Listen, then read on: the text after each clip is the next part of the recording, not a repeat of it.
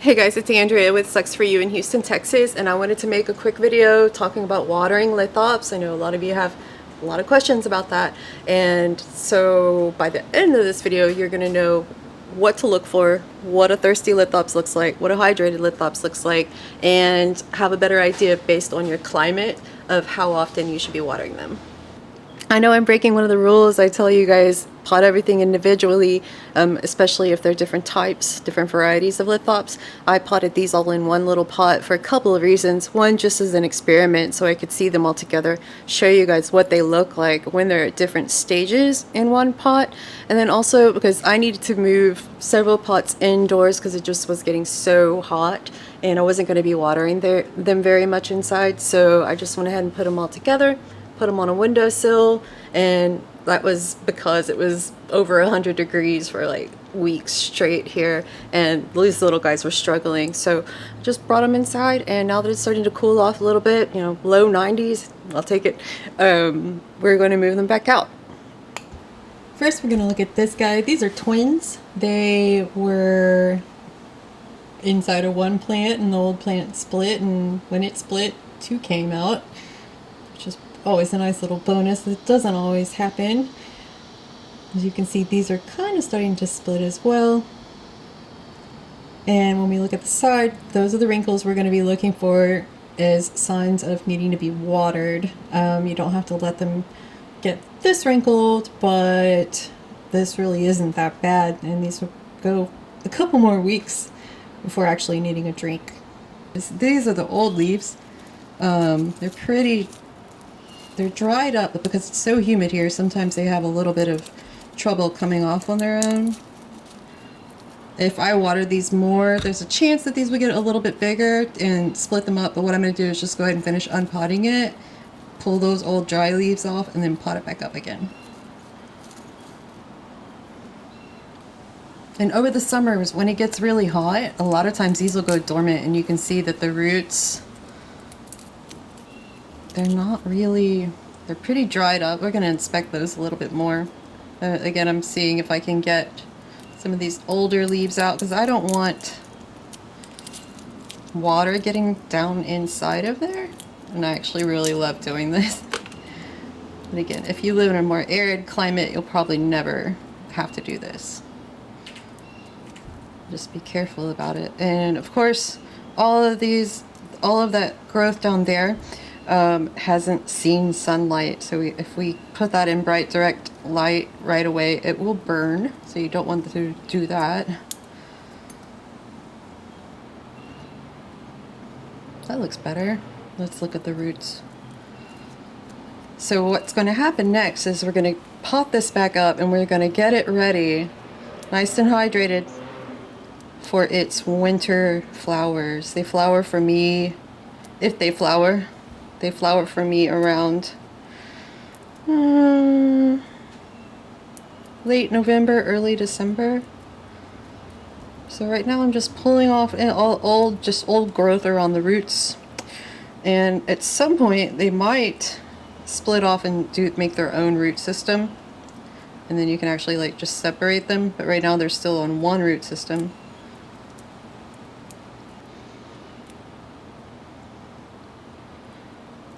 So I'm just working away like the old corky feeling, skin, roots, until I see a little bit of the fresh roots. I'm starting to see that. Not a lot. And I mean, I think this is, if you're just looking at that plant, like, and I water it a lot, where's all that water gonna go? Right? Barely has a root system to uptake that water. So because I've kind of messed with the roots right now, I don't want to water it right away. So this one's just going to get repotted and left alone for a few days before I water it again. I'm going to use this tiny pot for them. Terracotta, there's a drainage hole in the bottom. I'm going to fill it in with turfus. I'm not worrying about any organic soil right now until I start seeing more roots on these guys. There we go. Oh, it's just getting loud here all of a sudden. We've got this one here, and you can see that the drying around the root system, because it's not really being used because of the heat and it's just kind of chilling out. I'm going to remove that old growth. Let's see if we see any green roots. Alright, so I'm going to trim this down just a little bit. If you get new lithops and their roots look like this, you can just trim away a lot of the dead stuff until you start seeing or feeling. You kind of more feel it than you can see it. The roots they just feel more pliant. They still feel like pretty dry, but they don't feel crispy. Alright, so we have that one out. I'm going to go ahead and just clean them all up and then I'll repot them. Put that one down right here. This one doesn't look very happy, probably because it was closest to the window, and I think it was the one that I was like, ooh, that was my cue to bring them inside, but still has some decent roots, and I'm going to try and plump it up. We'll see what happens with it. Guys, lithops are not easy. You're going to experiment on some by killing them. And I just always say, you know what, try again. So we have this pair right here. It's, alright, look at this stage right here. It's starting to split off into two, and these two are starting to split. So these, where'd you go? Ah. See that? These are at similar stages, but these are still closer together. So that's why it's kind of hard if you have them all potted together to water them at the same time. Just isn't a good idea. Peel off some of that old stuff. Okay, and I'm not really gonna mess with the roots on here because they look all right.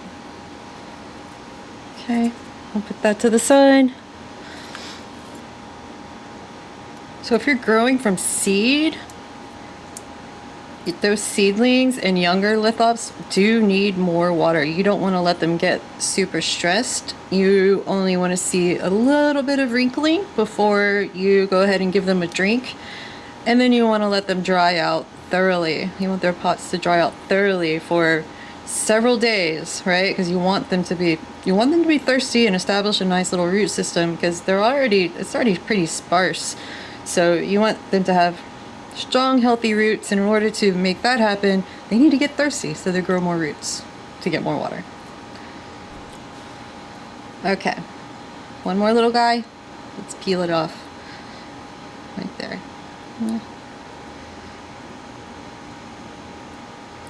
Just get it started. So,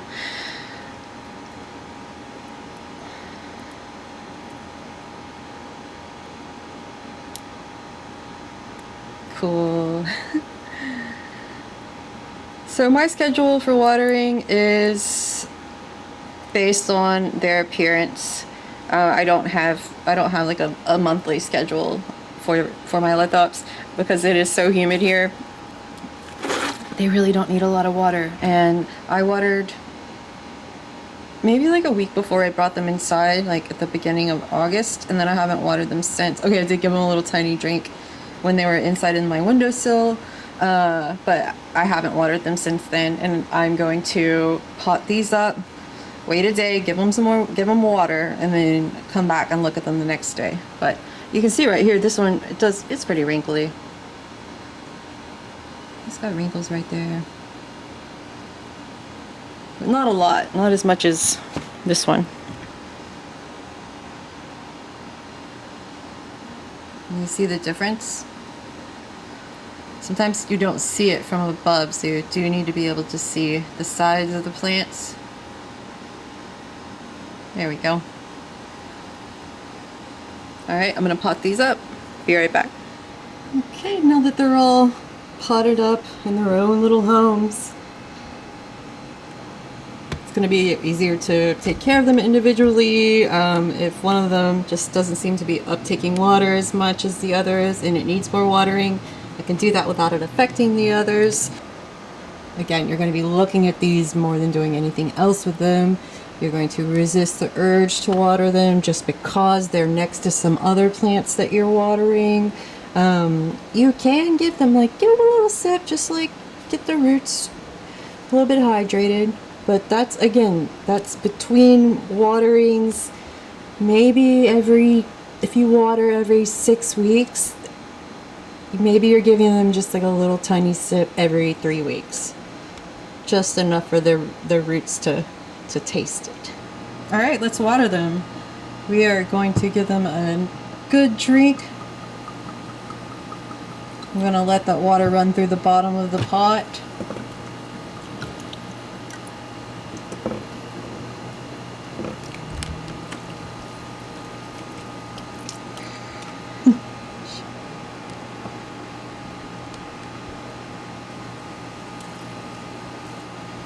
Watering fully and deeply. You can see how dusty. Looks like there's smoke coming off of there. It's not that hot, it's just dust from the drainage materials.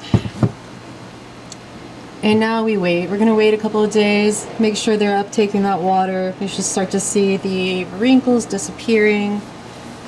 And we will continue this process until it's time to stop watering while they're creating new growth inside.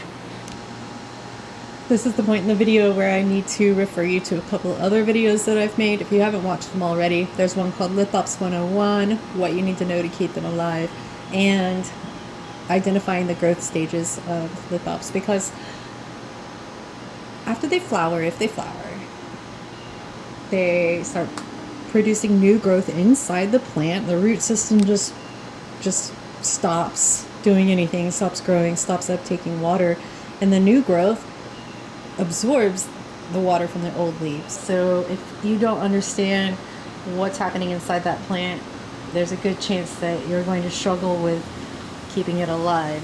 And watering, you know, we only water a few times a year, as you see, so knowing when not to water is just as important to know when to water. Now that you know what to look for when you're looking for a thirsty lithops, go ahead and check out those other videos. If you're not familiar with when to stop watering, that is going to be essential to you keeping your lithops happy and alive, which kind of go hand in hand. Alright guys, thanks so much for watching.